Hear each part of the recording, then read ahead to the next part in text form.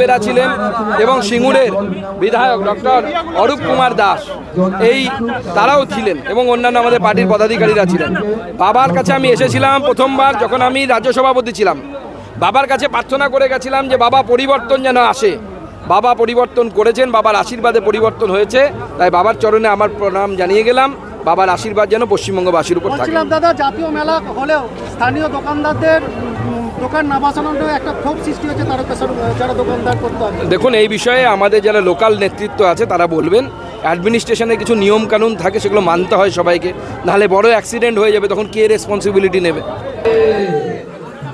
আজকে বাবা তারকনাথের এই পুণ্যভূমিতে আমাদের এই যে সেবার যে ক্যাম্প, সেই সেবা ক্যাম্পের উদ্বোধনে উপস্থিত আছেন আমাদের সম্মানীয় জেলা সভাপতি শ্রী সুশান্ত বেরা মহাশয়, উপস্থিত আছেন আমাদের এখানকার স্থানীয় বিধায়ক এবং কর্মঠ বিধায়ক ভাই সন্তু পাল, উপস্থিত পাশের যে বিধানসভা, চর্চিত বিধানসভা সিঙ্গুর, সেই সিঙ্গুর বিধানসভায় আমাদের সম্মানীয় বিধায়ক ডাক্তারবাবু ডক্টর অরূপ কুমার দাস, উপস্থিত এখানকার জেলার বিভিন্ন পদাধিকারীবৃন্দ, মন্ডল সভাপতি এবং মন্ডলের কর্মকর্তা বৃন্দ, জেলার পদাধিকারীগণ, মোর্চার পদাধিকারীগণ, বুথ সভাপতি আছে তো, প্রমুখ সবাইকে এবং সব থেকে বড় কথা ভক্তবৃন্দ যারা যাচ্ছেন তাদেরকে আমার তরফ থেকে হর হর মহাদেব।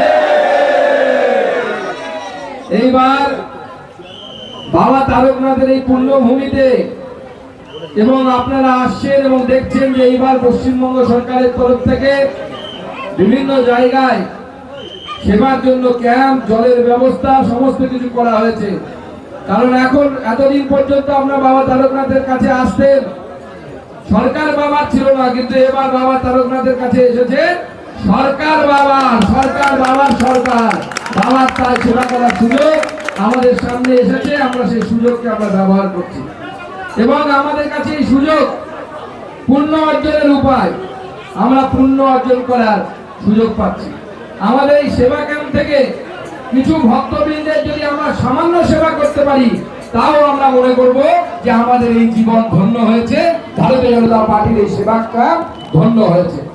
আজকে মাননীয় প্রধানমন্ত্রীর নেতৃত্বে ভারতবর্ষে যেরকম সনাতন হিন্দুদের যে শাসন, সনাতন হিন্দুদের পক্ষকে দেখা, পশ্চিমবঙ্গেও সেই সরকার তৈরি হয়েছে। এতদিন পর্যন্ত অন্যদের সবকিছু দেখা হতো, হজ যাত্রা কিভাবে হবে, কত ভালো করে করা হবে, তার দিকে চিন্তা ভাবনা করা হতো। আমাদের তাতে আপত্তি নেই, করুন, যারা করতেন তাদেরকে আমরা ধন্যবাদ জানাচ্ছি। কিন্তু বাবা তারকনাথের যাত্রার কথা ভাবা হতো না, অন্য যাত্রার কথা ভাবা হতো না, গঙ্গাসাগর মেলার কথা ভাবা হতো না। প্রথম পশ্চিমবঙ্গে সেই সরকার তৈরি হয়েছে যারা গঙ্গাসাগরের কথাও ভাববে, তারকনাথের কথাও ভাববে,